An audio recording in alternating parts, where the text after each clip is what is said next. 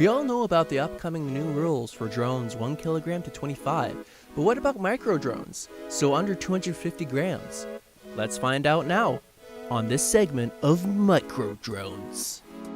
Micro drones are so small that they do not fall under the basic or advanced certifications. So you don't need to get your certificate, you don't need to register the drone, and you don't need to take a training course. You just need to fly safe.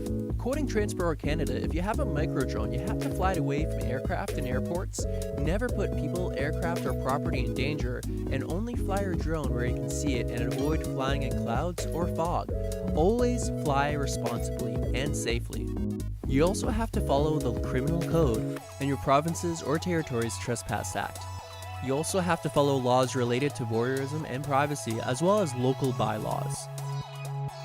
Remember, never fly higher than 400 feet, stay 3 nautical miles away from airports while flying, 1 nautical mile from heliports, stay away from aircraft, respect other people and their privacy, again, fly within line of sight, so good weather, make sure you can always see the drone, never fly behind something, and stay away from emergency operations and advertised events. So if there's a car crash, forest fire, etc., avoid forest fires, outdoor concerts and parades, and of course, remember you're not allowed to take off or land in a national park without permission.